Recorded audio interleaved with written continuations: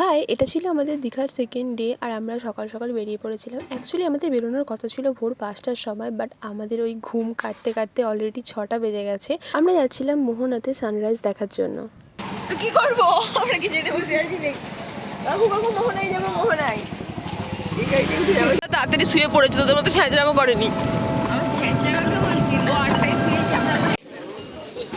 এই দুটো রুগীকে নিয়ে এসছি।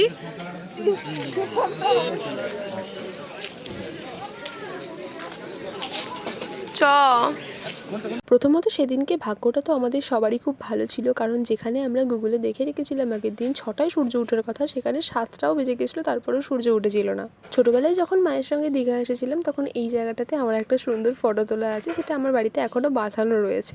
তো সেরকমই একটা নস্টালজিক ফিল হচ্ছিল আমার।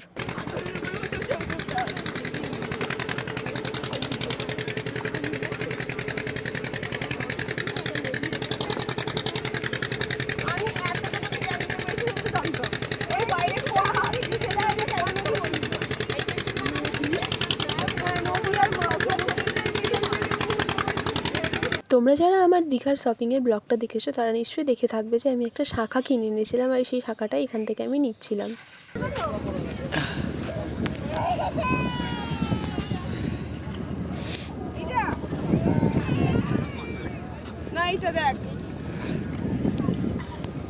তারপরে ওখান থেকে প্রচুর ফটো ভিডিও আর শপিং করে আমরা চলে আসি একটা সমুদ্রের ধারেই একদম একটা দোকান ছিল যেখানে আমরা টিফিন করতে এসেছিলাম। সত্যি কথা বলতে দীঘাতে আমার কোনো খাবারই খুব একটা টপ নচ ভালো লাগেনি, বাট ওই কাজ চালানোর মতো সব কটা ঠিকঠাকই ছিল। বাঙালি গোপনে মরি। তো আমরা কি তোর ব্রিটিশ মনে হচ্ছে? তোরা সব যা এইগুলো তা আমি কি খেয়েছি? আমি তো খেয়েছি ছেঁড়া পরোটা। বিচ কথা বলি গো, এটা আমাদের বিচ লুক। আমরা এখন বিচে স্নান করতে যাচ্ছি, ইউ নো গাইস। তারপরে স্নান করে এসে আমরা সবাই একটুখানি টায়ার্ড হয়ে পড়ি, আর সেরকমভাবে কোনো ভিডিও নেওয়া হয়নি। তারপর রেডি ফেডি হয়ে আমরা চলে এসেছিলাম একদম জগন্নাথ মন্দিরের উদ্দেশ্যে। আর আজকে যেহেতু লাস্ট ডে ছিল, মনটা কিন্তু এখন থেকে একটু একটু খারাপ করা শুরু করেছিল সবার। মন্দিরে এসেছি গাইস। ভালো লাগছে কেন?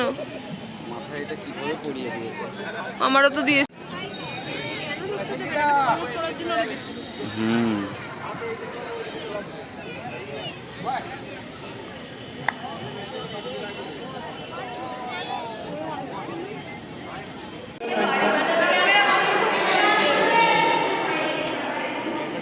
ভিডিও করছি, ভিডিও ব্লগে দেবে বলে তাই। ঘর হবে, ঘরের সাথে সুইমিং পুল। এই রে, তুই তো এইসব খেয়েছিস। ওখানে ভোগ দিচ্ছিল, আমি খাবো না, আমি লেগেছি। আমি কালুকে কিনেছি। নাম দিলি? আর একটু খেয়ে না, একটু খেয়ে। আপাতত আমাদের ট্রিপটা সাকসেসফুল হলো। এখন রাত্রিবেলা আমরা বসে বসে এখানে সমুদ্র দেখছি। মানে সিরিয়াসলি আমি বিশ্বাস করতে পারছি না, করতে পারছো কিনা আমি জানি না।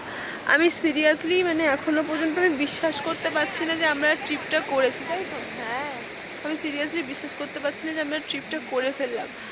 মানে 1 মাস পরীক্ষার সময়, যেদিনকে আমাদের ফার্স্ট পরীক্ষা ছিল, এভাবে দেখা যাচ্ছে না, একটু এদিক থেকে বলি।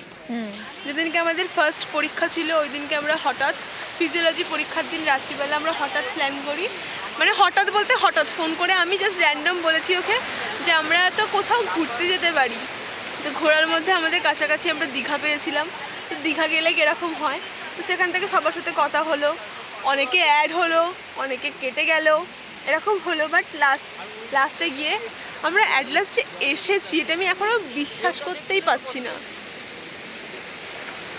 মানে ফার্স্ট ট্রিপ বন্ধুদের সাথে এতটা সাকসেসফুলভাবে বাড়ির লোক মেনে নিল, আমাদের কিছু হ্যাপা পোয়াতে হলো না। তুই কিছু বলতে চাস? আমি শুধু একটা কথাই বলতে চাই, অঙ্কিতা হচ্ছে আমাদের লিডার, যে আমাদেরকে লিড করেছে, এটা না বললে হবে না। তৃষিতারও অনেকটা বড় একটা অবদান রয়েছে, কারণ তৃষিতা অনেকটা আমাদের হেল্প করেছে। হ্যাঁ, আর বাকি দুজনের কথা তো না মেনশন করলেন একদমই নয়, তারা আমাদের সবথেকে বড় সাপোর্টার। আমাদের গার্লস ট্রিপ সাকসেসফুল হওয়ার পেছনে তাদের অবদান অনস্বীকার্য। বাকিটা আমাদের বন্ধু। মানে আমি ভেবেছিলাম যে একটা প্ল্যান তো প্রত্যেকবারে আমরা ছ্যাঁচড়ামো করে করি যে চল এখানে যাব ওখানে যাব, সেই ভেবেই ওটা করেছিলাম। করে এরকম ভেবেছিলাম লাস্ট মোমেন্টে এটা ক্যান্সেল হবে, এরকম ভেবেছিলি তো বল? হ্যাঁ, যে লাস্ট মোমেন্টে ক্যান্সেল হয়ে যাবে, এটা হয়তো হবে না, এরকম ভাবতে কি আমরা জামা কাপড় ঠিকঠাকভাবে কিনিনি কেউ। এমন হয়েছে ওর জামা, আমরা যে 24 তারিখে আসার কথা, ওর জামা লাস্ট 23 তারিখ পর্যন্ত জামা আসছে ওর জামা আমি 23 তারিখ পর্যন্ত রিসিভ করেছি, এরকমও হয়েছে। মানে আমি বিশ্বাস করতে পারছি না, আমি মানে পুরো স্বপ্নে আছি, মানে 3 দিন পুরো আমি হয়তো পরের দিন ঘুম থেকে উঠবো আর ঘুম থেকে উঠে দেখবো আমি ঘরেই আছি এখন, এরকম একটা ভাবছি, তাই তো? হ্যাঁ, যাই হোক সাকসেসফুল হয়েছে। আর ব্লগটা এখানে এন্ড নয়, এখনও কালকে বাড়ি যাব, একটা ব্লগ ভিডিও হবে, ব্লগ বলছি হল ভিডিও হবে একটা, যেখানে আমরা কি মশা, আর একটা হল ভিডিও হবে যেখানে আমি তোমাদেরকে শেয়ার করব আমরা দীঘা থেকে কী কী কিনলাম। হিউজ শপিং করেছি, হিউজ। তার মধ্যে আমি একটা বাচ্চা কিনেছি, এই যে আমার বাচ্চা, এই হচ্ছে বাচ্চার মাসি। আর ওখানে একটা আছে, দাঁড়া দেখতে পাচ্ছ কি মাসিকে এই যে এই মাসিটা হচ্ছে বাজে মাসি। যাই হোক ওটা বাচ্চাকে ধরে মারে। আমার বাচ্চার হাত বাঁকিয়ে দিয়েছে, হাত, এটা সদ্য জন্ম বাচ্চা যদি হাত বাঁকিয়ে দেয়, এই তো বাচ্চার হাত ব্যথা হয়ে গেছে। হ্যাঁ এটা কি মাসি, ও মাসি নামে কলঙ্ক, ছাড়োর কথা বাদ দাও। তো একে কিনেছি, মানে আমার মানে অ্যাডপ্ট করেছি আমি ওকে।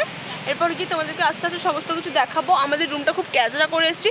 ও অলরেডি আমি 2 মিনিট বকে ফেলেছি আবেগে, তো চলো টাটা, আমি আবার পরে তোমাদের সাথে কথা বলছি। Tata beach, tata. হ্যাঁ, কিন্তু অন্যান্য আমাদের এত লাগেজ আরো ওপরে আছে, টাটা।